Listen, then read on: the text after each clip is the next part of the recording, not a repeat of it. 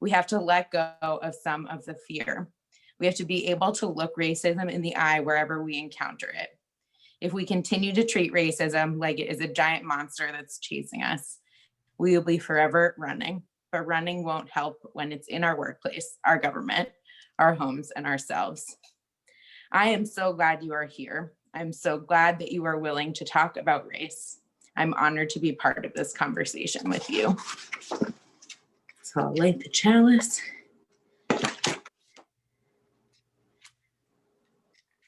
Oh, geez.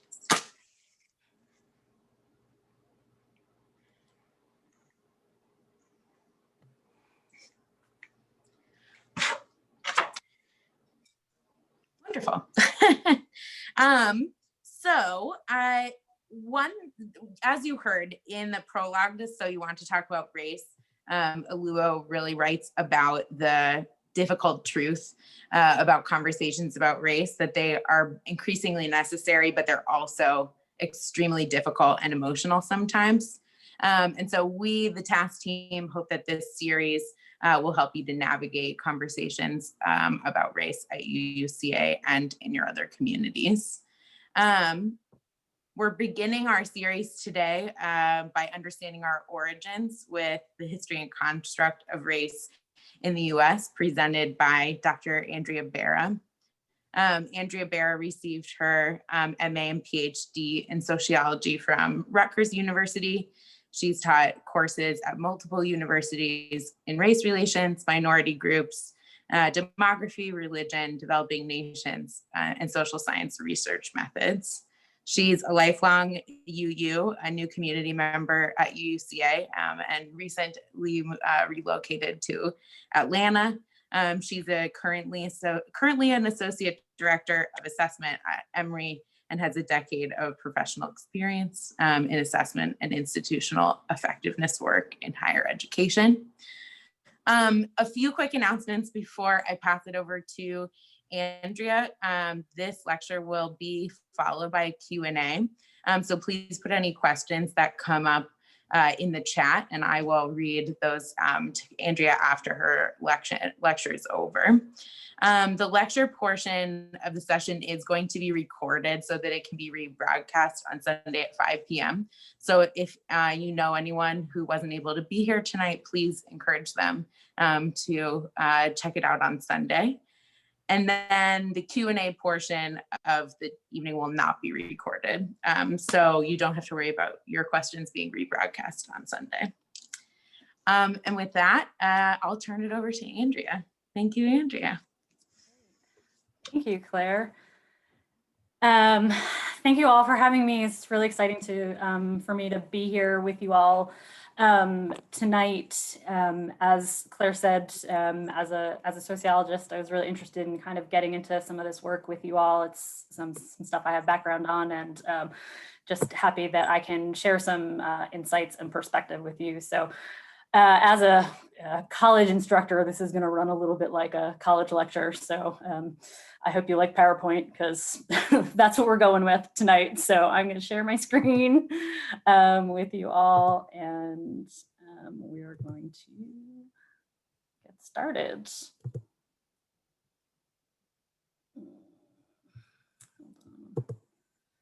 There we go. Okay. So we are going to start with what is a very big topic, which is the history and construct of race in the United States, which we could teach entire semesters on, of course. So this is going to be a very condensed version of all of that. So let me just give you a little overview of what we're going to do tonight. We are going to go over some important terms.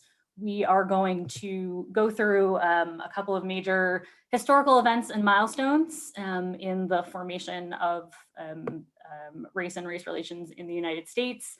I'm going to use three major examples of systemic racism in social institutions to give you some kind of concrete thoughts and examples about what we mean when we talk about systemic racism and how it manifests itself in kind of everyday practice in the world. And then, as we said, we're going to take some Q&A after that. So the other thing I wanted to do was just, I have a few caveats given our very short amount of time. So there's just a couple things that I want to make very clear before we kind of dive into some of this.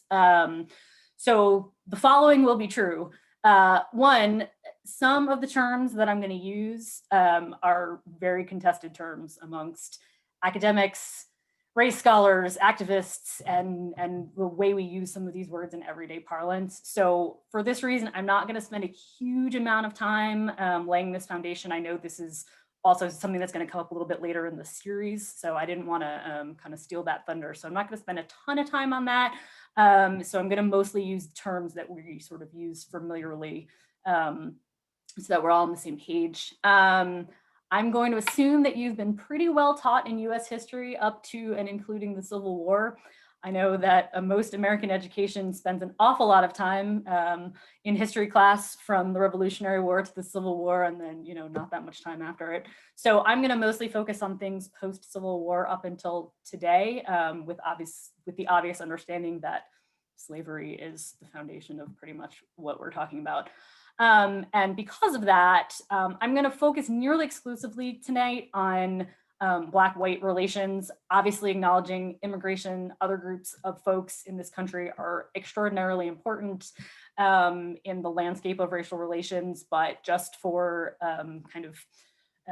the sake of being concise tonight and focused, that's mostly what we're going to spend our time on. So please don't think that I am ignoring the fact that there are other racial groups in the country besides Blacks and whites, but that is kind of where we're going to spend our major energy tonight. So caveats aside, here we go.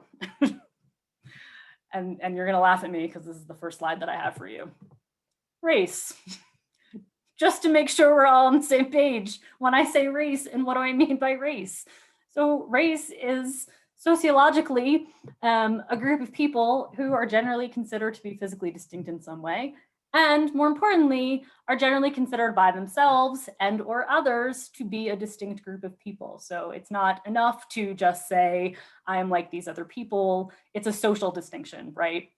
And we'll talk about why that's important in a second, but it's a group of folks, and there is overall some kind of physical distinction between them, although as we know that is not always true, or often not true. This is distinct from ethnicity, which is sometimes confused, especially when we get into conversations about Latinx people and Asian Americans and things of that nature. But ethnicity is a group of people very similarly to race that are generally recognized by themselves as some kind of a distinct group. But generally that recognition is based on more social or cultural characteristics as opposed to physical characteristics, which is kind of the basis of a lot of our racial discussions. So when we think about ethnicity, we think about things like national origin, ancestry, places of birth.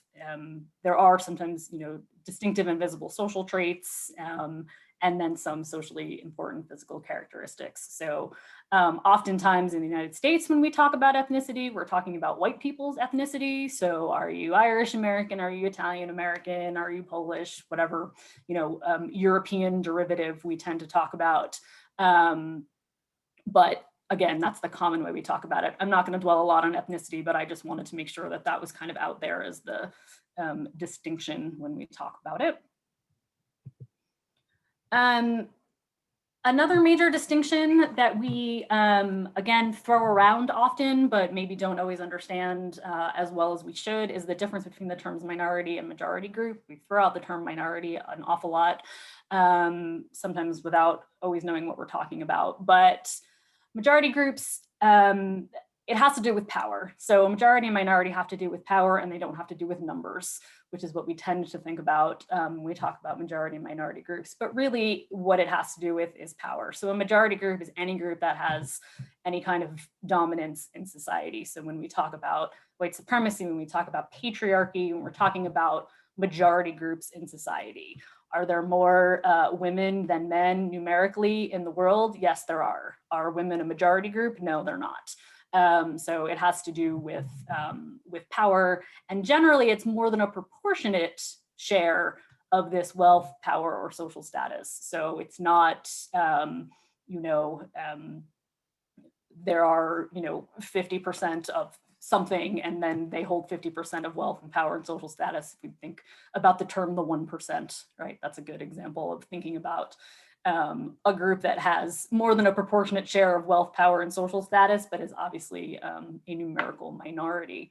And then this status, this proportion of wealth, power, and social status puts them in a position to be dominant or to exercise power over other groups. I hope no one's offended by my two older white gentlemen picture in the corner.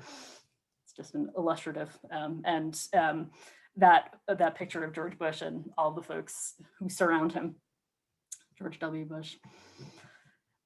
So then that's contrasted, of course, by minority groups. And this is, again, in the exact opposite of the majority. It's a group that's assigned some sort of an inferior status, and this excludes them from full participation in society in some sorts of way, right? We can think about the glass ceiling here when we talk about, for instance, women in occupations, right? So there's often some kind of exclusion from being fully made participants in society at all levels of the hierarchy.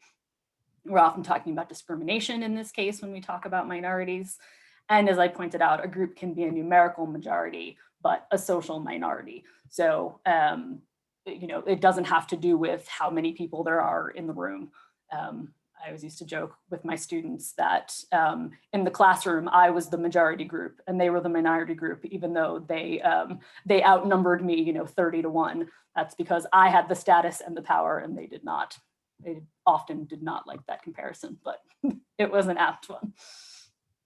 So I bring all these terms up to make a point that I think is important because it's something that has been sort of bandied about a little bit in common language recently, which it's always fun when sociological terms kind of make their way into everyday language. And that's the idea of social construction. So we talk a lot about how race is socially constructed. And this is an extraordinarily important point to sociologists. But again, I think it's becoming a more common way of thinking about race in the United States, which is a good thing. So basically, social construction says that nothing that we know of as real, I can make air quotes because we're on Zoom, is actually reality, right? Most of all the knowledge that we have is created and maintained by social interaction. So, the example of, a child being, raised in the woods without socialization, right? Wouldn't understand the concept of race because they've never been taught it. They've never understood it in the concept of the greater society. So when we talk about race being a social construct, it's really important because social constructs have two really important characteristics, and we can see this very clearly in the history of race in this country, is that they change over time and they're different across cultures.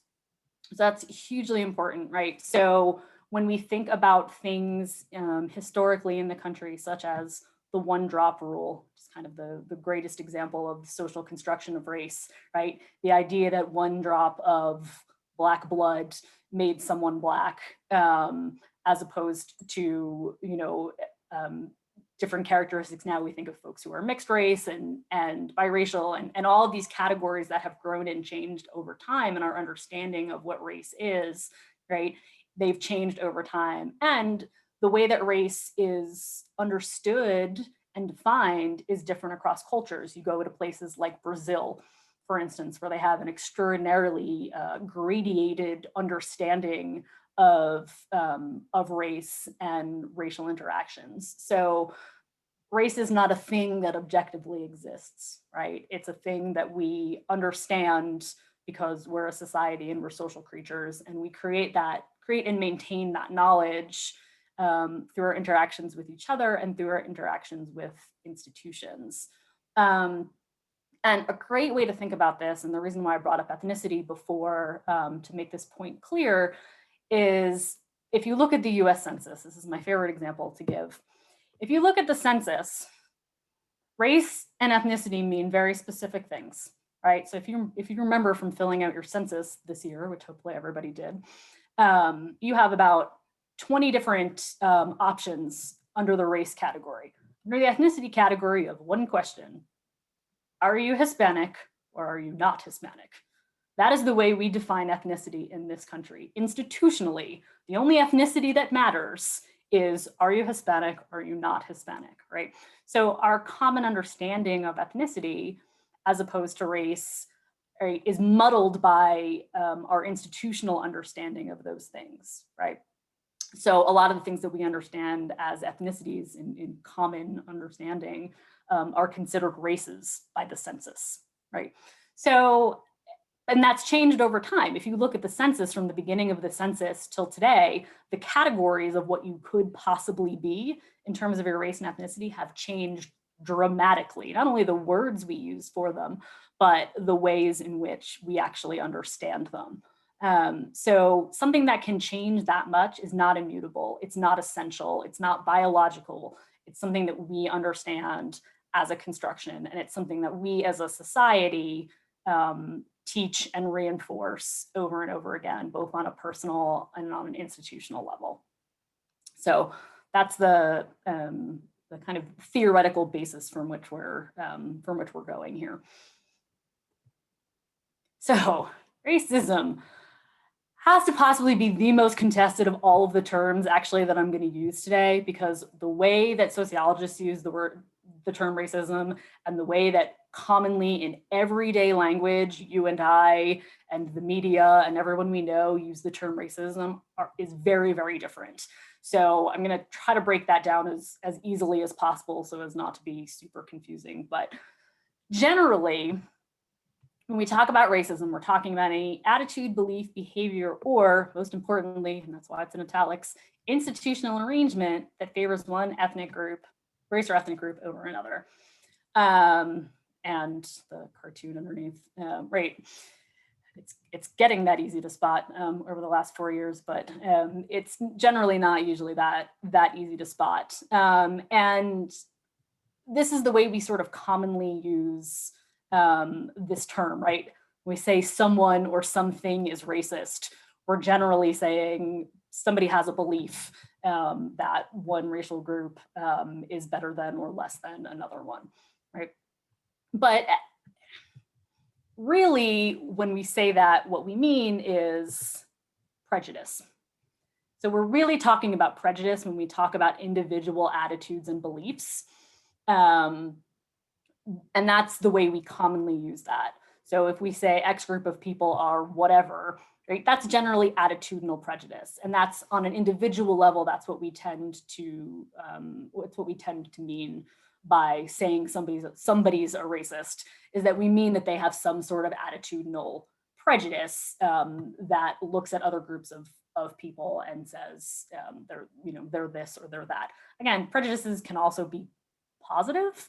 There are sort of what we call positive stereotypes about groups of people, but generally what we're talking about is not positive attitudes about other groups of people.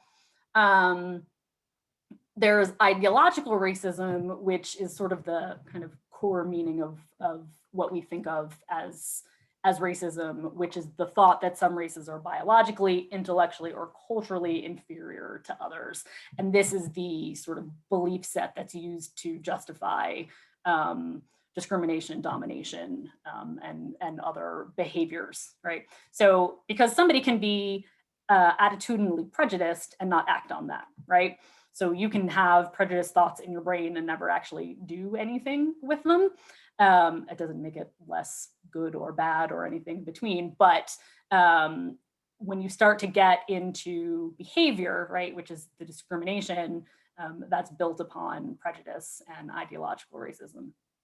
So individual discrimination is when, again, on a very base level, when an individual says, I will not, say, rent this apartment to a person of color because I don't like those people, or because they're going to wreck my apartment, or whatever, sort of bad negative thing that they can come up with. So that's individual discrimination, right? Very bad. Don't get me wrong. I'm not putting up anything for individual discrimination, but what we're really concerned about, and when we really get into talk of systemic racism, what we care about is institutionalized discrimination. And that's the focus, right? So we spend a lot of time focusing on attitudinal prejudice, ideological racism, and individual discrimination in this country, right? Because we are a very sort of individualized society, right? We believe, we're all very important as individuals, and our actions and beliefs are kind of the most important thing. And sociologists would sort of turn that on its head and say, yeah, but individuals make up institutions, and institutions are bigger than individuals. So when institutionalized discrimination comes into play, these are, the policies and the practices and the ingrained ways of doing things in institutions that discriminate against groups of people, not just one person, not you, I don't want to rent my apartment to you, but discriminate in big ways against folks in different groups for many reasons. And a lot of those are a lot harder to uncover, they're a lot harder to see, and they're a lot harder to root out and fix.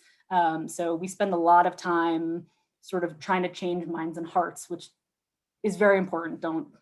Please don't quote me as saying that changing individual minds and hearts is not important, because it absolutely is. But at the end of the day, institutions are in many ways bigger and stronger than our individual hearts and minds, and need to be changed from the inside out themselves.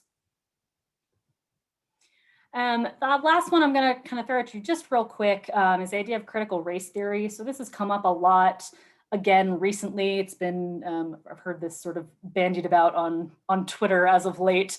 Folks are talking about critical race theory again. And so just again, there are books and books written on critical race theory. This is my 30-second distillation of what critical race theory is. But in case you ever hear it, this is what it means. Critical race theory asserts that racism is ordinary, and it's not this terrible aberration that we seem to think that it is. It is part of the fabric, it's part of our society, and treating it as this, again, this individual thing that we have to root out and, and teach people to be better doesn't actually really do much good. Because white supremacy serves a lot of purposes for white folks, whether you acknowledge them or not, whether you're okay with them or not, whether you believe you participate in white supremacy or not, you benefit from it in ways that you may not understand, but that absolutely do make the lives of white folks easier and smoother in society. They believe race is socially constructed, as I have pointed out. Intersectionality is very important. Intersectionality, just on a very basic level, is race's intersection with all of the other groups that we're a part of. So class, gender, sexuality, ability status, religion, et cetera, et cetera. And so all of those things are important, and none of them sort of exist in a monolith without the other.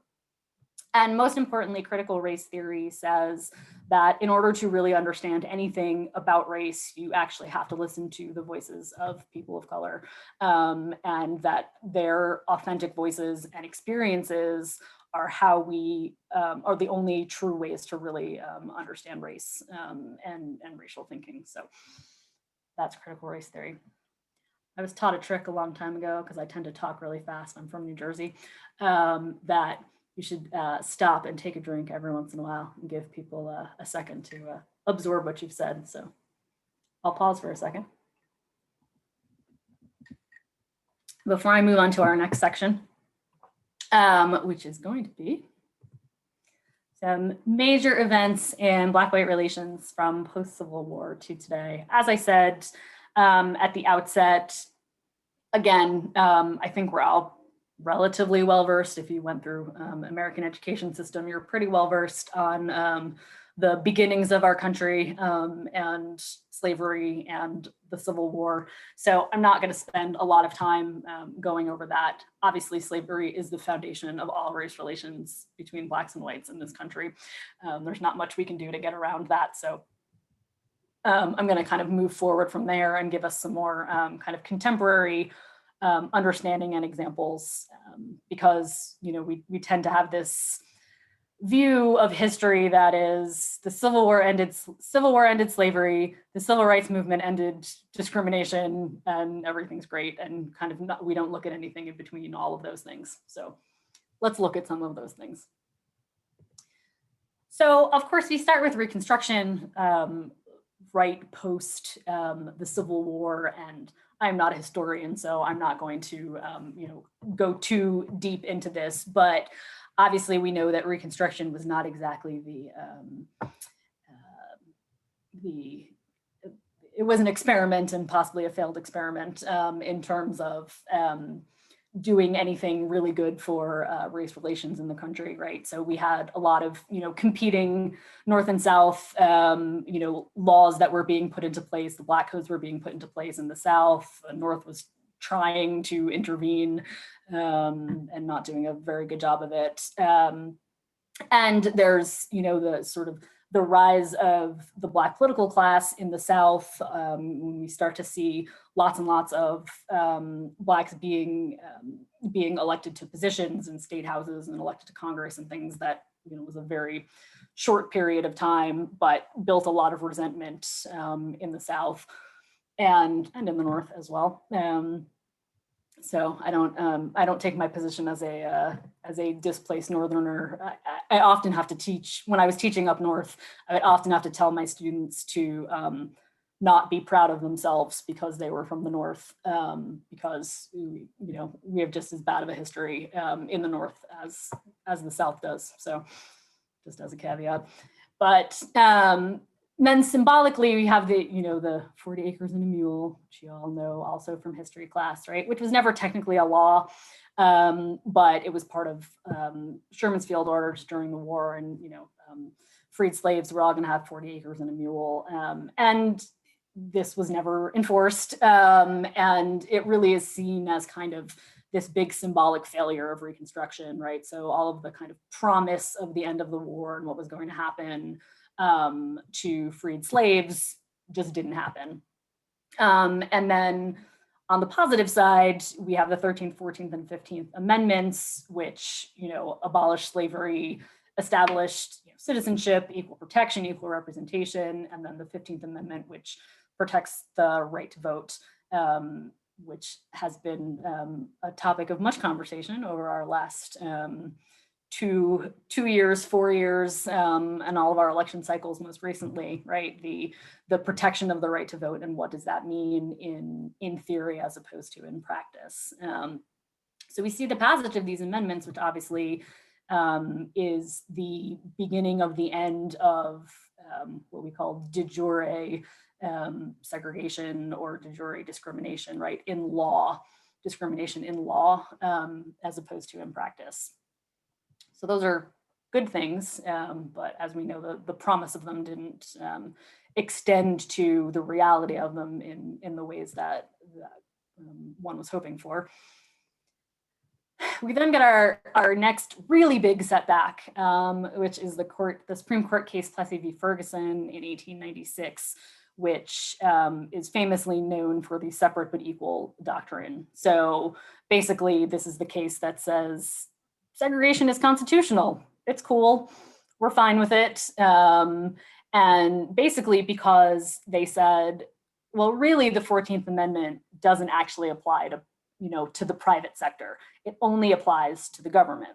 So when we're talking about, equal protection and equal representation and all these things, we're not actually talking about, your businesses and your transportation and any of these kinds of things. No. Private ventures can do whatever they want. It's only the government that can't, blatantly discriminate.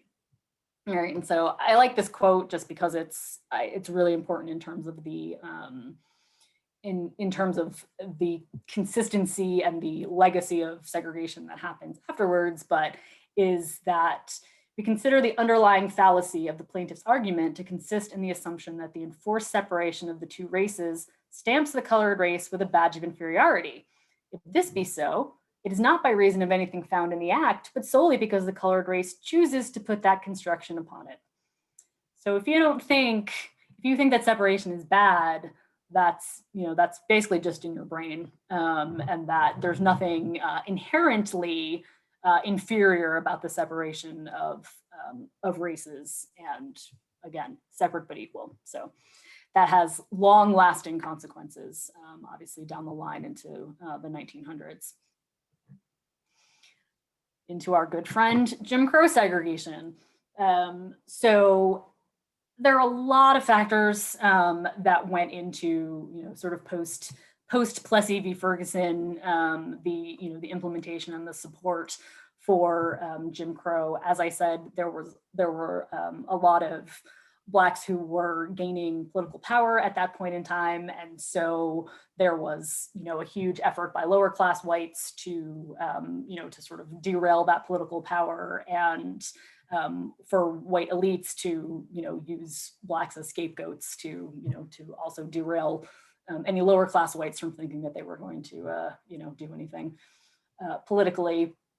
There was a lot of fear by whites of all classes that, this new generation, a new generation of freed, unenslaved Black folks threatened culture, culture and racial purity, white supremacy, superiority of white society. We see a huge emergence of a racially hysterical media that really helped to fuel white fear and hatred. A lot of propaganda, a lot of, sort of hysterical stories about Black crime, that also led to a lot of lynching, as we know later on. There was also, this is around the time that we see the rise of eugenics, our good friend, the pseudoscience of eugenics, which, led this sort of scientific respectability to racist ideology. There was a lot of patriotism around this time because of the War with Spain and colonization of non-European people in the Philippines, and the rise and extreme popularity of minstrel shows, which continued the depictions of Blacks as lazy and stupid and less than human, and all of these terrible stereotypes. So. There's a lot more than just that, but those are kind of the big ones. And then we see, Jim Crow in, again, the public facilities, even though really Plessy v. Ferguson said that, private ventures were the only ones to be covered, but we see it, we start to sort of see it everywhere and encoded in both law and practice.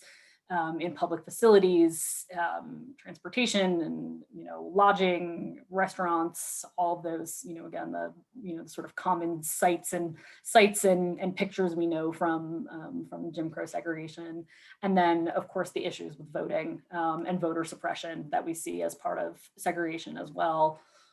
Poll taxes, which is still something that we're fighting about today in terms of voter ID laws and things like that. So that has a legacy certainly to today. The grandfather clause, if your grandfather voted, you can't vote either. And then just sort of basic violence and intimidation surrounding voting and attempts to vote and mobilize the vote for Black folks. Then we see the Great Northern Migration, which is at the beginning of the 1900s, so 1910 to 1930-ish. Lots of causes for this, but one of them was to escape all the segregation that we just talked about, escaping Jim Crow and trying to get out of some of the extraordinary segregation that was happening. Not that there was not segregation happening in the North, but it was not quite as legalized and as deep in society as it was in the South. Sorry. There was a huge, never think of boll weevils except when I think about this, but boll weevil infestation of southern crops. So there was a lot of issue with farming and farm jobs, and so there was several years of terrible farming issues, and since most Blacks were at the time still sharecropping, that really destroyed a lot of opportunity and a lot of possibility for work. The First World War came around, and so there was the expansion of war industry, most of which was in the North. The factories and all of that were were in the North.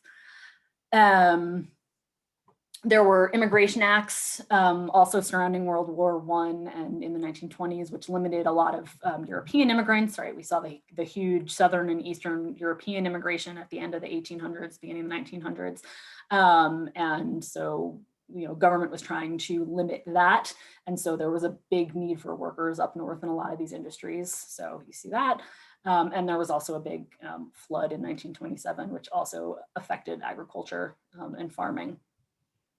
So this had huge implications in terms of the rest of the country. Again, we had this sort of Northern idea that this is a Southern problem and we don't really deal with race relations because we don't have that many, we don't have that many Black people in the North, so we don't have to deal with it. And then the Great Northern Migration happened, and then all of a sudden they had to deal with it. So we see these huge demographic changes, especially in big northern cities, not just the Northeast, but certainly kind of the northern Midwest, Chicago, Milwaukee, Detroit, places like that. And then we start to see a lot of the competition for jobs and for housing with Blacks and lower class whites, and the violence and sort of and unrest that comes from that. So that was a huge kind of demographic shift in the United States. We also, at this time, see the re-rise of the Ku Klux Klan, who had sort of gone underground post-Civil War. And there's a huge resurgence of the Klan all over the country, especially in places like the Midwest, where you wouldn't necessarily expect, or were sort of, again, taught not to expect. But this was a big response to a lot of the urbanization that was happening, also the Great Migration, all the immigrants coming from Southern and Eastern Europe, and they decided to expand their borders and not just simply hate Black people anymore, but now we've got anti-Catholic, anti-Semitic, anti-communist, and anti-immigrant sentiments all in one. So the real kind of consolidation and rise of this idea of a very strict and exclusionary white supremacy, which is even more narrow than we generally consider the idea of white supremacy to be. And during the 20s, when it was really at its huge peak, the KKK claimed over 6 million members, which is an astonishingly large number if you think about it. So, and one of the things that's said to have contributed, and if you've never watched this movie, I highly recommend that you watch The Birth of a Nation. It is difficult to watch, but important to watch. It was made in 1915, and so it's not probably a coincidence that the popularity of the movie also led to this big sort of rebirth of the Klan, because the Klan is basically represented as being kind of the savior of the nation in the movie Birth of a Nation. So I highly recommend, if you ever have the chance to. I think it's about 3 hours long, but if you ever have 3 hours free, and we're in a pandemic, so why wouldn't you? I highly recommend watching Birth of a Nation, because it explains a lot about this sort of time period. It really reflects the attitude of this time period, which tends to be a time period we don't know as much about in terms of race relations, but really is one of the worst periods in American history for race relations, this early kind of 10s and 20s period of the 1900s, where we really, really see this post-Reconstruction re-rise in virulent racism across the country. Again, not a thing we're often taught in school. The Great Depression obviously hurts everyone, but certainly hit minority groups and Blacks especially very hard. They were often first fired from jobs, both just because of straight up discrimination and the excuse to fire them, but also because they generally weren't allowed in unions. So not being allowed in a union obviously offered you no protection when things like firings happened. So that was a huge issue. There was a lot of racial violence at the time. Again, the rise of the Klan around this time, but just general economic tensions. Everyone was doing poorly, and it was easy to scapegoat it was easy to scapegoat immigrants and Black folks because everyone was doing really poorly.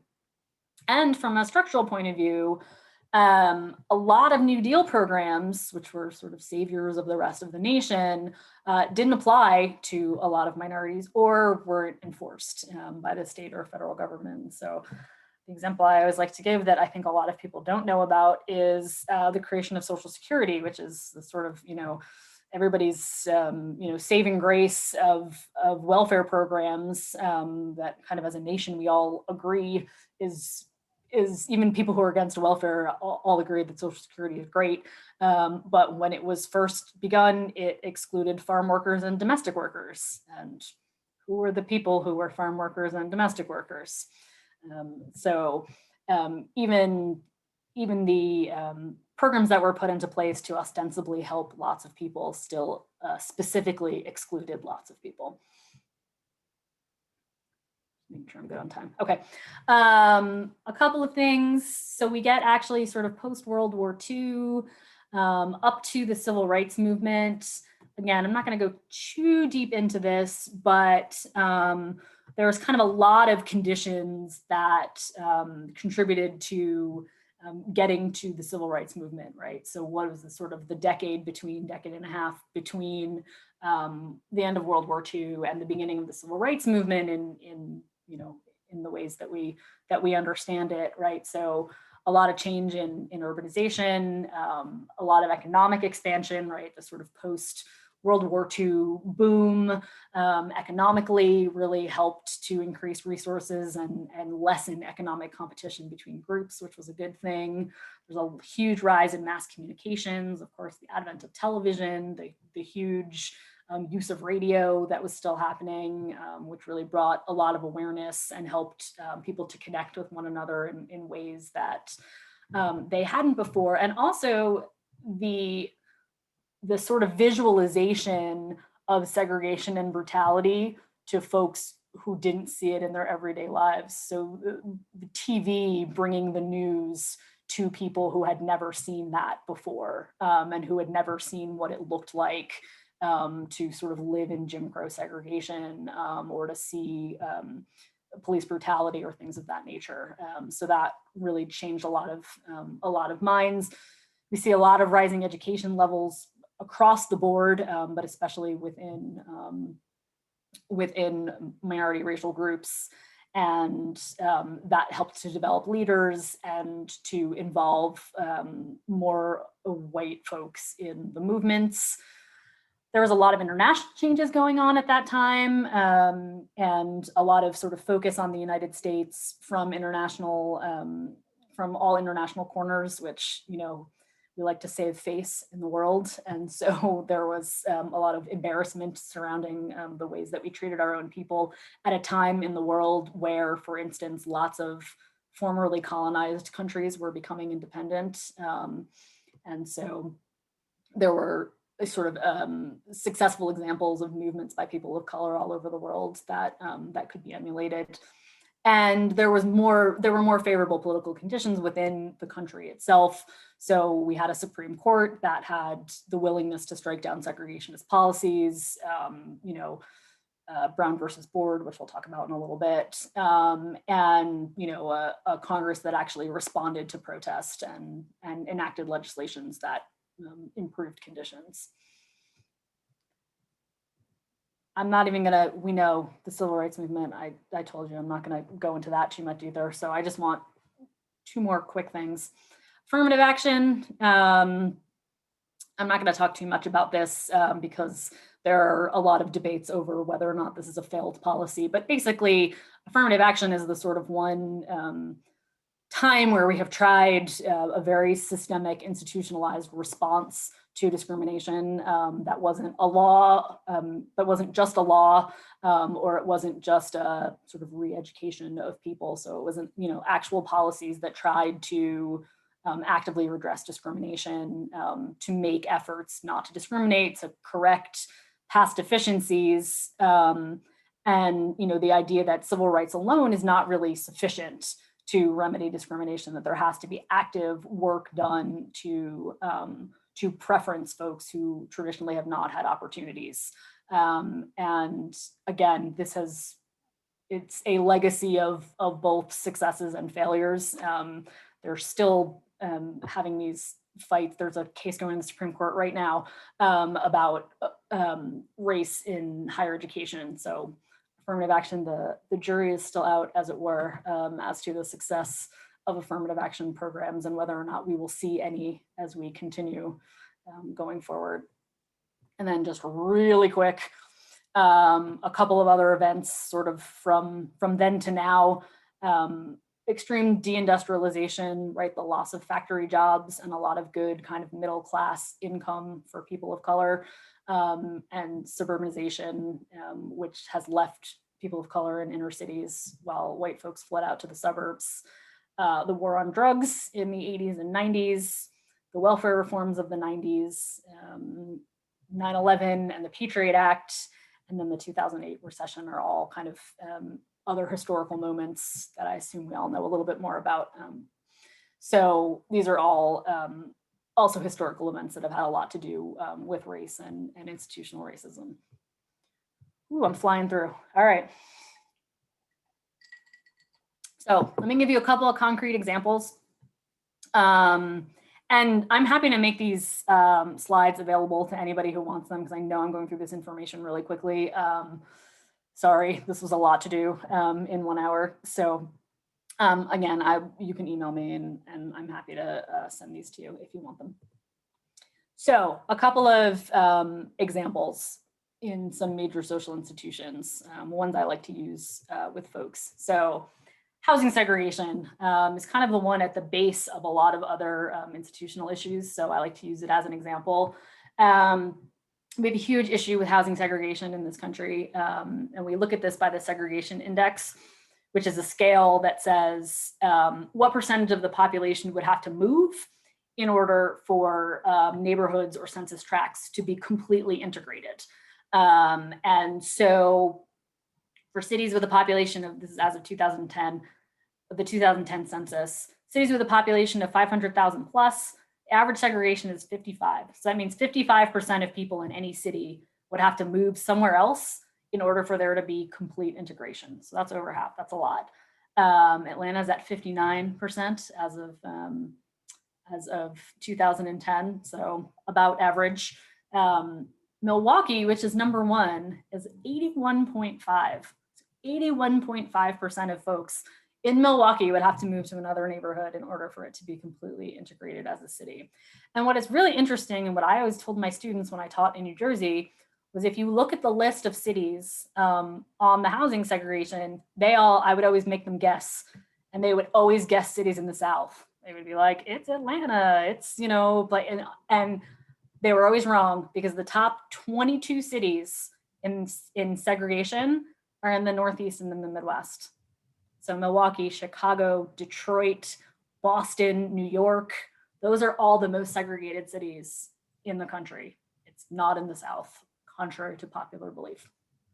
So feel good about that. So there's a lot of causes of housing segregation. Of course, we have some, personal ones. Again, there are personal preferences. What do people want in a neighborhood? What does integration look like to different groups of people? Some groups prefer to live in highly integrated places and some groups do not, which leads to what has been termed white flight. When neighborhoods get too integrated, you tend to see an exodus of white folks from that neighborhood to other places.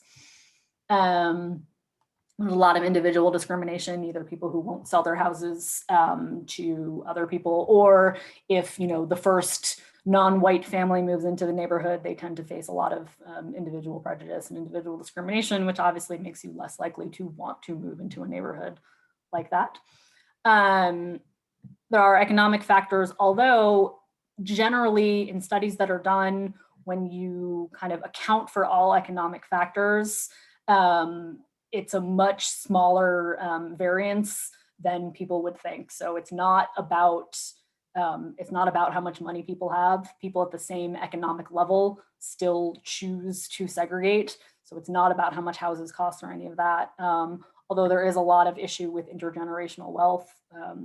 White folks tend to have a lot more to leave to their children, so a lot more money to put down for down payments, or to actually leave houses and property to children, which then tend to keep neighborhoods pretty segregated as they move down in generations. But the real places that we see the institutional issues that we're talking about is when we look at the history of, for instance, real estate practices.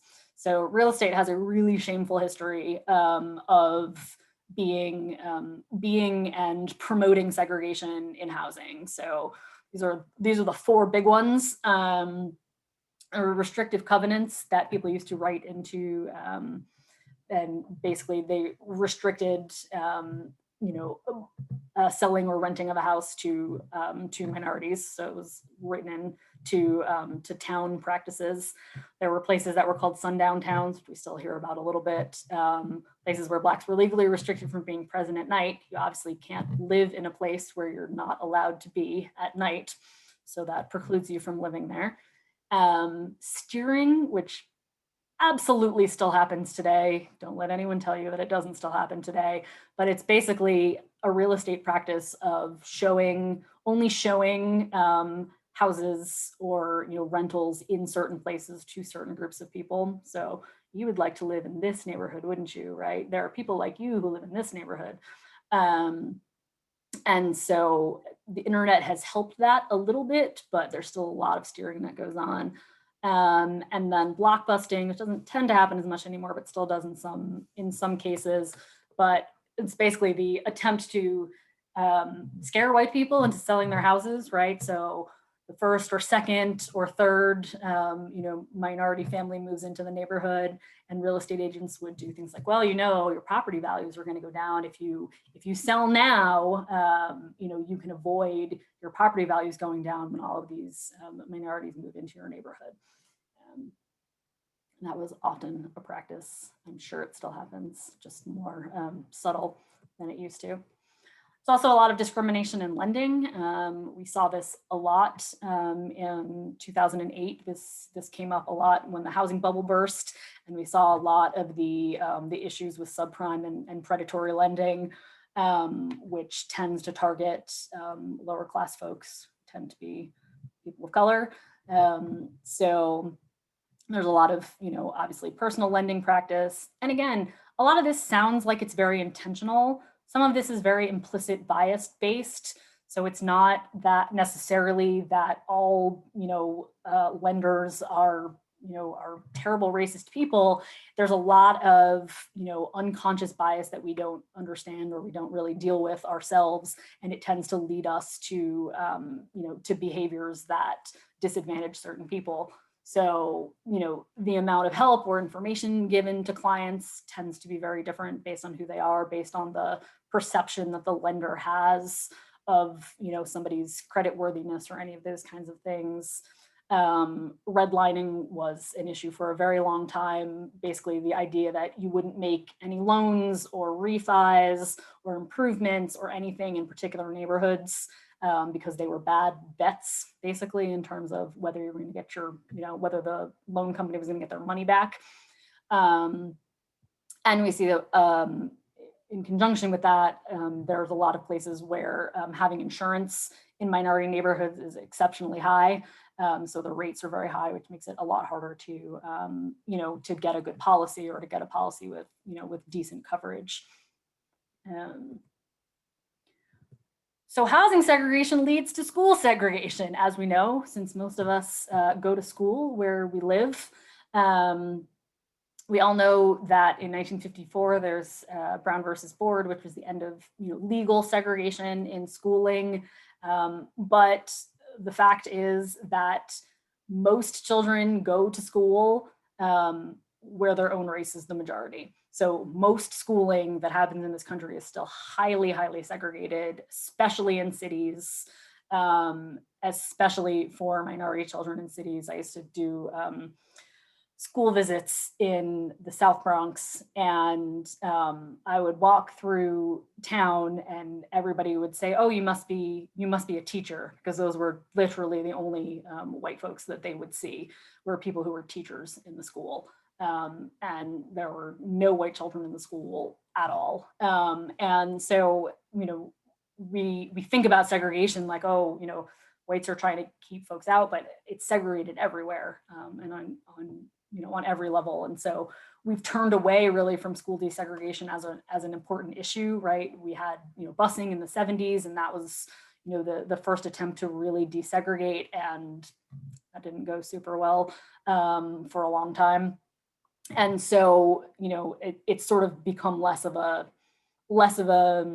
priority in education. You don't really hear it talked about when we talk about education, but it enforces and reinforces a lot of the divisions that we already have, especially when it comes to do with money. So there's huge funding inequalities. We know this, that, because school funding comes from state aid and local property taxes, where you live greatly affects how much money the schools that your children go to get based on your property taxes, which is why people will move to certain, school districts, et cetera, better schools. So housing segregation equals school segregation. So the two are extraordinarily intertwined. And studies upon studies have shown that even though schools in inner cities get all kinds of, state and federal money, it's not a question of how much money you throw at the problem. That often doesn't seem to move the needle at all. It's a lot of other factors, such as, for example, teacher expectations. Again, some of this implicit bias that we're talking about. Teachers are humans like everyone else, and they have a lot of expectations for certain students, and this affects their interactions, and those expectations come true after a while, and it just changes the whole way the classroom is. And again, a lot of these schools in inner cities have all minority children and basically all white teachers, and there's a real mismatch between teachers and how they teach and the students that they teach and their understanding and expectations.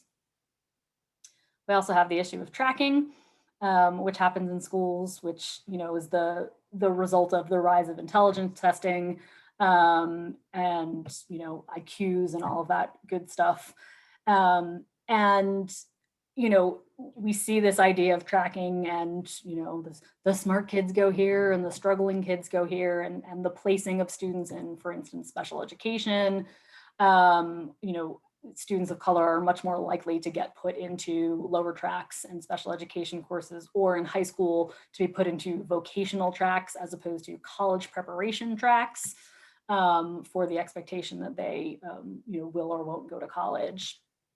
And there's a lot of cultural bias in standardized testings, and understanding test situations and their usefulness. So I'm going to skip over this. I had criminal justice also, but it's 8:30 already, and I want to make sure that I get to questions. So criminal justice is another one that I have that we can talk a lot about in terms of systemic racism, and I'm sad I didn't get to it because it's my personal area of interest, but there are sort of steps in the criminal justice system, and discrimination accumulates at every step in the thing. But I'll send you these slides if you're interested in them, or we can have an offline conversation or a post-service conversation at some point if anybody's interested in talking about this in particular, because there's a lot to dig into in terms of criminal justice. But I wanted to just give you a couple of things. If you're interested in some further reading, I have just a couple of kind of really good foundational texts for you out of sociology that I think are really, really useful. Again, we can send these out to folks after the presentation, and then I just want to make sure that I have time to answer anybody's questions that they might have. I know I took more of my time than I had, but I had so much to talk to you all about. So I hope that was a good sort of intro for stuff. And I also wanted to just say, I have my email address here. I'm really happy to, if there's questions you don't want to ask and you just want to email me, really happy to do that, or just kind of continue the conversation offline or at another time on Zoom. I would really be happy to do that and love to do that. So, or if you want more reading suggestions or anything at all. So I'm going to stop talking now and see if we have any questions or discussion or anything. Really quickly before you, before we go to questions, one sort of reminder to everybody that next week our topic will be on the an introduction to terminology surrounding race and racism. Andrea gave us a couple of those terms tonight, but there are often terms in discussions about race and racism that cause confusion. And so this session should give some background on some of the definitions that we'll be using for the rest of the series. I believe that's the only announcement I needed to make. So this is the end of the recorded portion of the series.